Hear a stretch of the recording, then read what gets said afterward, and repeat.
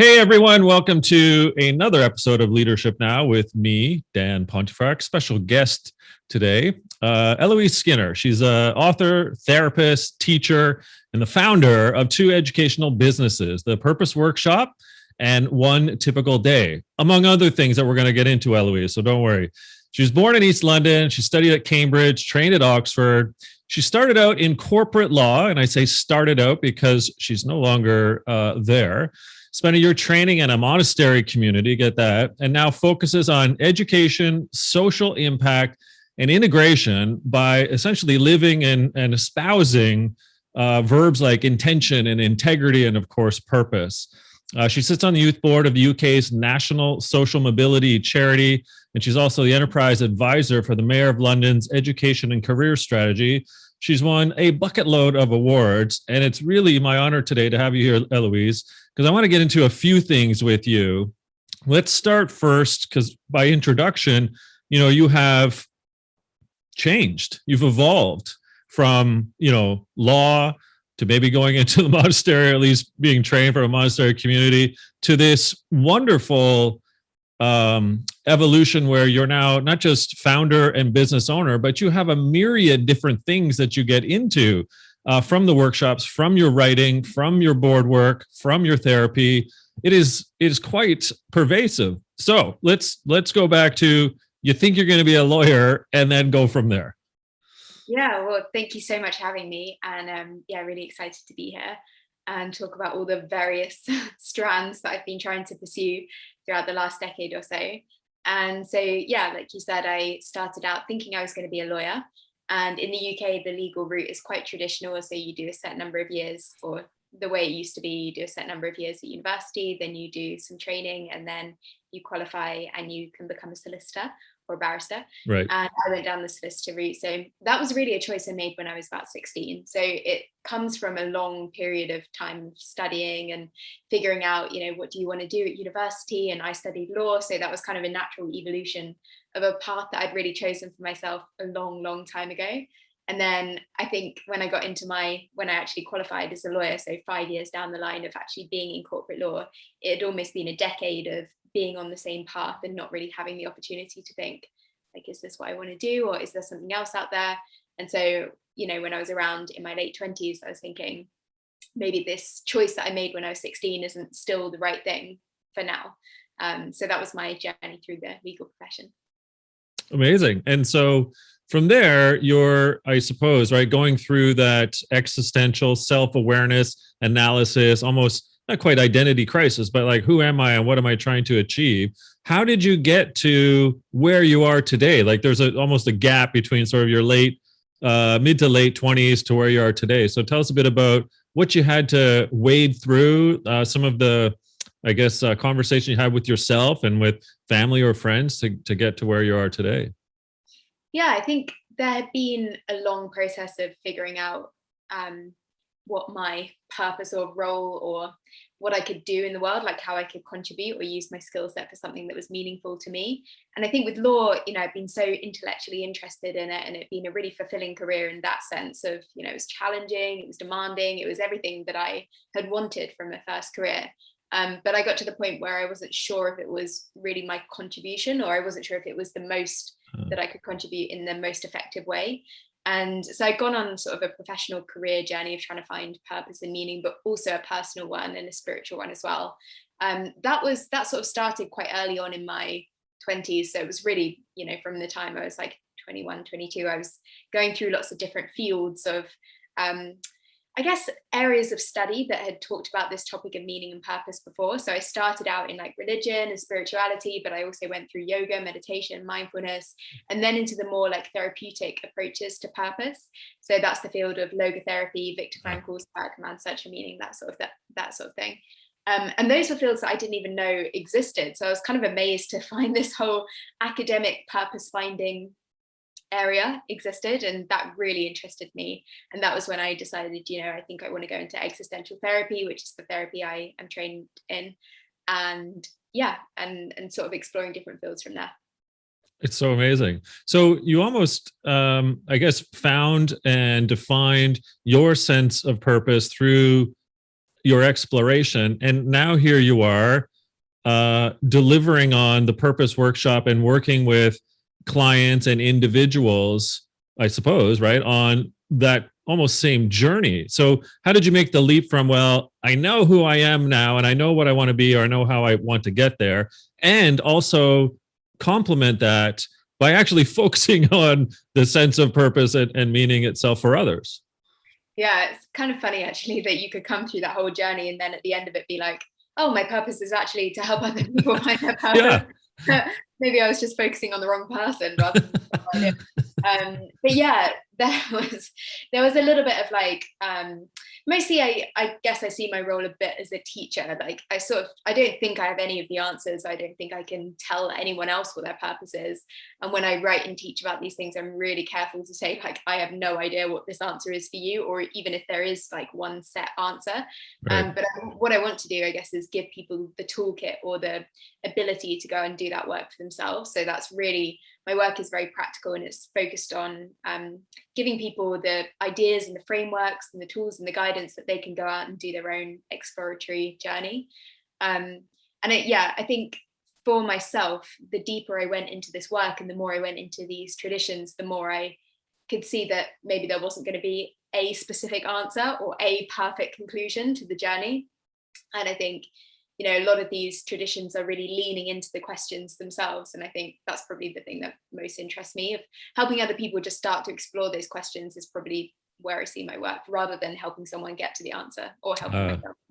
So in thus the exploration of people and their sense of purpose, identity, meaning, and so forth, I'm kind of curious because I wrote a book called The Purpose Effect: Finding Meaning in Yourself, Your Role, and Your Organization. So the question for you is the organization these days prepared to help the individual with that sense of purpose? We'll start there first. Do you see any symbiosis between us as human beings and the place in which we work and the sense of purpose?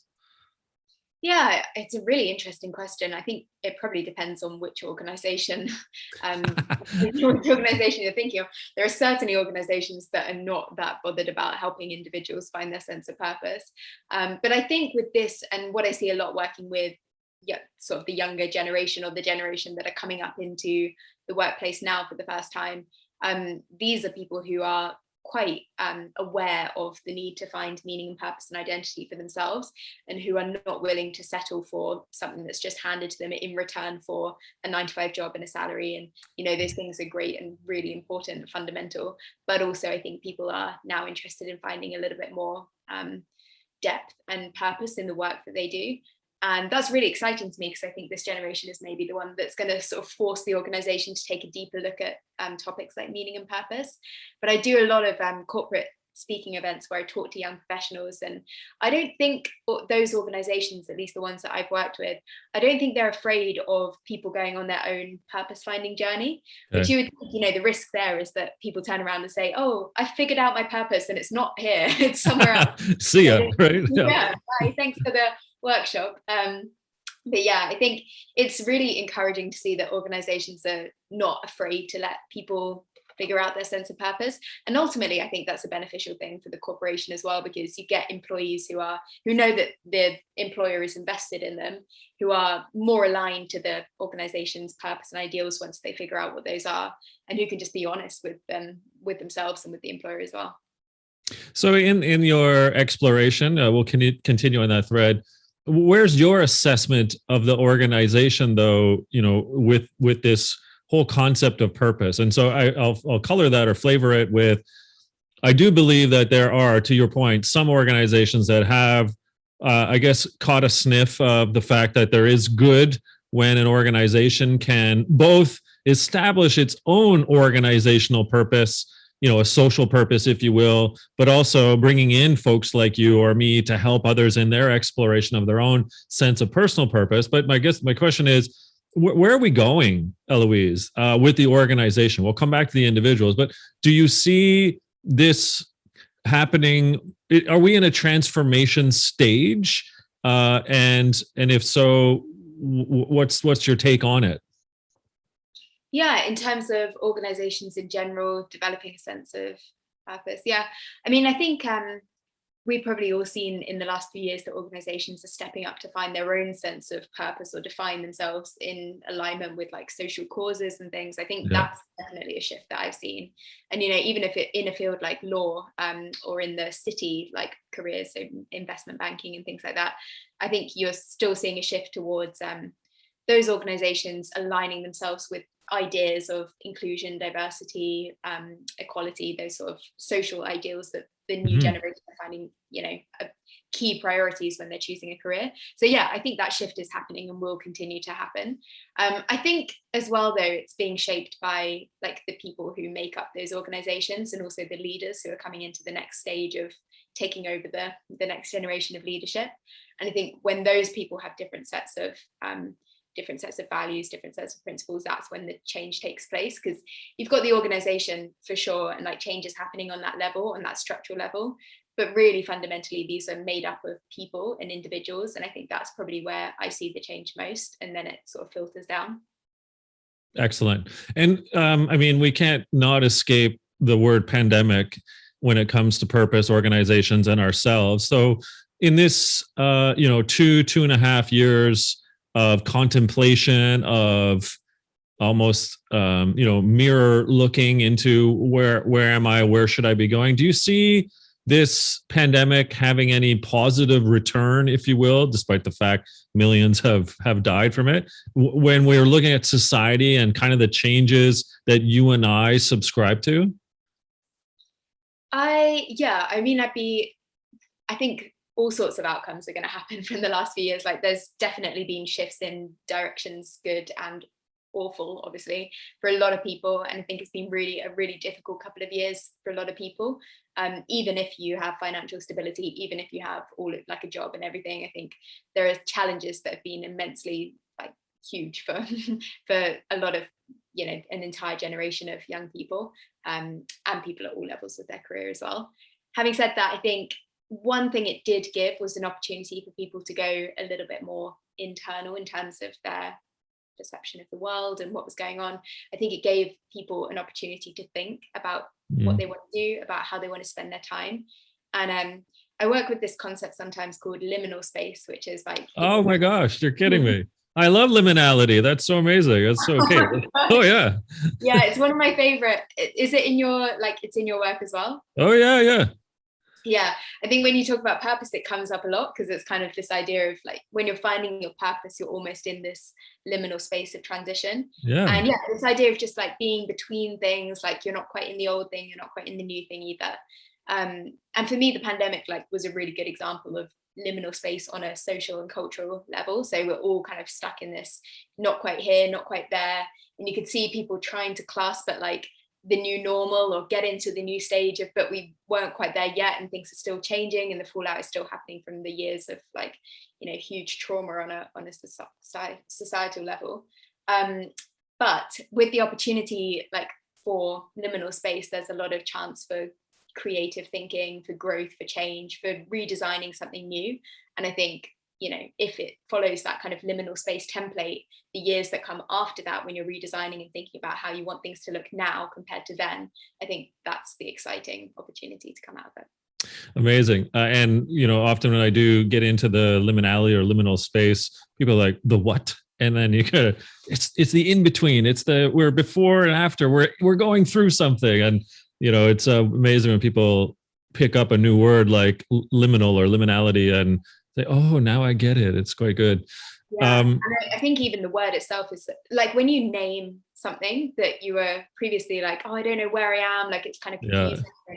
When you give it a name and you give it a term and you can kind of put like, you can see it in a clearer sense, you kind of step back from it and you can say, okay, this is this experience, and like this is the holding stage that we're in. For me, like even that word liminality and the kind of studies behind it and the different traditions that have used that term or used sort of cultural rituals and stuff to move through those spaces, even that like in itself has been such a helpful thing for me.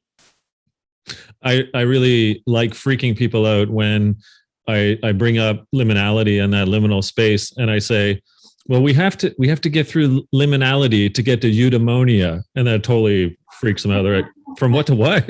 You're just name dropping words now that are 1 pound or 5 pound words. It's like, Okay, Dan, whatever. Um, I've been fortunate to been asked to deliver 4 TED Talks now, and here you are. You've got your first, and so tell us a bit about what, I don't want to spoil it, but tell us a bit about what it is, what you portrayed, and what you got out of the experience. Yeah, I mean, it was pretty much what we've been talking about so far. There's even a bit of liminality Oh stuff. yeah, So yeah, so if you when it comes out, when it's published, that might be interesting for anyone who's interested in that concept of liminal space. But it was really talking about my journey over the last decade of trying to find purpose in various places. And I went through a couple of lessons of main things that I learned from going through the path of trying to find purpose in different areas.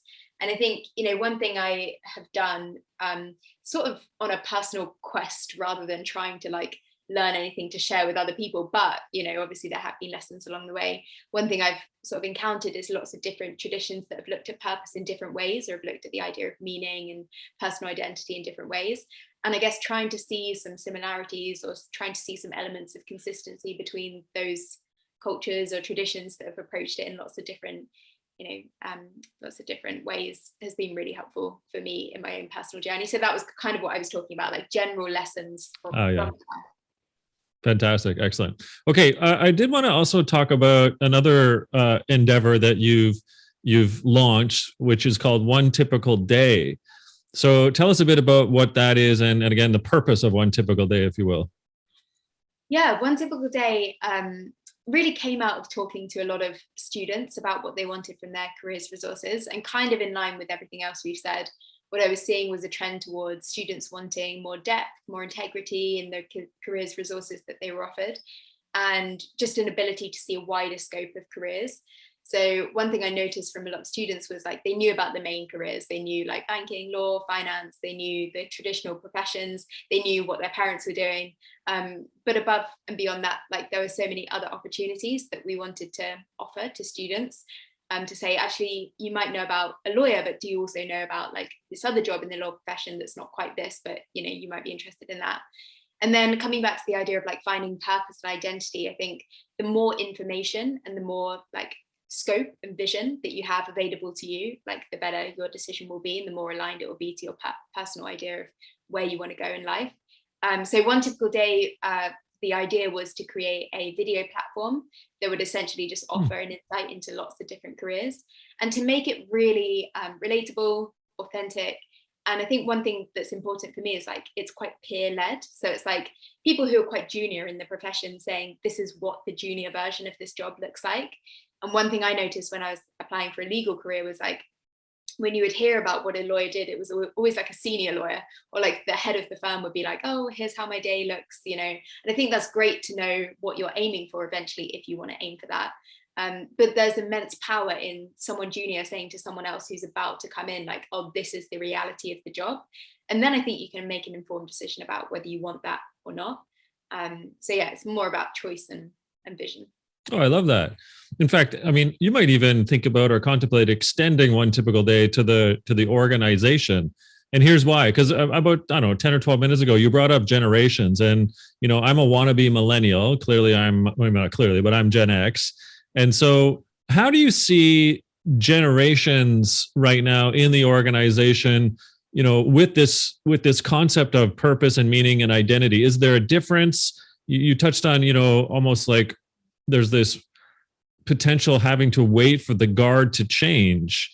And that's worrisome, clearly, because I think we need change now. So what's your take, I suppose, on generations and where we might do something about this now? Yeah, I'm always a little hesitant to say, like, to know what the other generations want, because I feel like everyone is such an individual that it's hard to be like, these people want this and these people want this. Like, I'm sure there are people in every generation who want similar things, and especially when it comes to these topics like meaning and purpose and identity, like these are the oldest recorded discussions on what it means to be human and what you want to do with your life. And I think these are questions that traditions have been pursuing in various ways for millennia. So yeah, it's hard to say like, oh, the next generation is going to be the one that is the purpose-led generation. what I would say is like the structures of work, and maybe this is more back to the organizational question of how organizations are changing as a whole. The structure of work is more or like more open to people finding their personal passions and identities, and maybe doing a bit of this and a bit of this and a portfolio career, and spending time in hybrid work or flexible working. And I think there was some research that I was looking at the other day that said, the new generation coming up are going to have like 3 times as many jobs in their lifetime as the generation that are just like in seniority now. Yeah. So it's kind of like, well, if work is changing in that very structural and practical way, that opens up space to think, okay, what do I actually want to do with my time? And maybe I can build skills here and take them elsewhere. So I'm not sure if that really answers the question, but I do think that the structure of work will be more set up to facilitate that kind of deeper exploration, hopefully in the years to come, maybe as well exacerbated or like compelled by the pandemic years of moving online and people being more flexible and having more authority over how and when you work. Got it. So kind of my penultimate line of questioning has to go kind of back to identity, career, purpose, and meaning, and its relationship, I suppose, to the organization's culture. So in the work that you're doing in the workshops and some of your coaching and your counseling and everything that you do, do you think or see or believe, or is there some relationship with how the organization's culture and thus how people are treated affects or doesn't affect their sense of purpose and their meaning and their identity, and whether they're engaged or not? Yeah, that's an interesting question. I think on a very general level, I would say cultures that are more open, welcoming, like authentic, create space for employees to find their own paths are going to be the ones that have then a direct impact on that employee's own journey. Mm-hmm. Having said that, I'm not sure if I would say that a person would necessarily be prohibited from like finding their own personal identity by like an organization, even if they had you in quite a specific role. Yeah. My own experience in law was that, my identity was incredibly defined by being a lawyer, and being a lawyer is one of those careers that if you say law, like people have an idea of what that is. Right. Same, like, there's other traditional careers like teacher or nurse or something like that, where you think, okay, I know what that job is, or I know what it looks like. And then the danger with those kind of jobs where they have an identity that sort of comes along with them is that you sort of then take that identity into your personal life and think, okay, this is like who I am now, and all my friends are lawyers, and like I went to law school, and so this is just like, this is who I must be. But even then, in a job that didn't really give a huge amount of room for personal exploration, I think if you have the sense within you that like you need to go on that kind of journey, then you're going to go on it regardless. I'm not sure if it would have necessarily put a barrier around going and doing that work. But yeah, having said that, I think one of the best things that organizations can do, I think, is allow people to explore, not just professionally, but personally as well. And there's a lot of research around like job design and how you can create a space in which employees could maybe sort of negotiate their role a little bit in favor of the things that they love doing.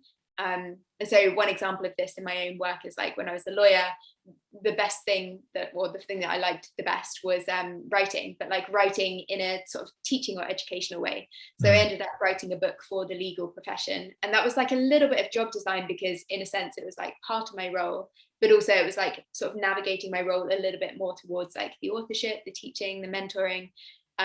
So I think, the more jobs or the more employers and the more corporations can create space for people to sort of manipulate or like redesign their jobs in ways that suit aspects of their personality, I think that's when you can have a really flourishing employee. Oh, and I think you just touched on really the culture that we need to be thinking about in those organizations. When we're flexible but caring enough in both the development of the individual, which then I think has this downstream positive or net positive effect, because we can then, through that investment, the upskilling and the retention of the employee allows the business or the organization to prosper as well. I find maybe your solution is a win-win, would you say? Absolutely. And that's interesting, because when we were sort of working through one typical day's sort of market positioning, one of the biggest things that we were finding was actually there is a huge amount of resources and money, frankly, lost by employee retention levels being really low when you have someone who's not a good fit for the role, or someone who's not allowed to explore within their role and find the right place for them. So like you said, I think it is a win-win. It's got a real financial and like very practical impact to it. If you don't have the right person for the right job, they're either going to be unhappy and not do their best work, or they're going to leave, or both, one after the other. So I think, yeah, it's definitely like on a culture and organizational level and on a personal employee level, it's all good. Well, I love it. I think if I were CEO of some organization in the UK or Western Europe, I'd hire you. Maybe you and I need to get into business one day and do something together, because I like your style. So, Eloise, where can people find out more about you and everything that you are offering in this world? Yeah, so my website, probably eloiseskinner.com, is the best place to start, and all the links, social media, Instagram, LinkedIn, all that stuff. Amazing, folks. This is Eloise Skinner. It's been a pleasure, really, to meet you for the first time. Fantastic. Hopefully we get to do this again one day, and maybe over a pint in London, who knows? But keep doing what you're doing. I think we need more Eloises in this world, that not only from an individual perspective, what you did to find your way and embark on a different set of kind of purpose, values, and meaning for yourself, but what you're doing now to further help other individuals in this world with that same reclamation, I suppose, right, of their own sense of id and identity, and keep on helping people through the liminality, my friend. Thank you so much for having me. It's really great. Thanks, Eloise. Cheers.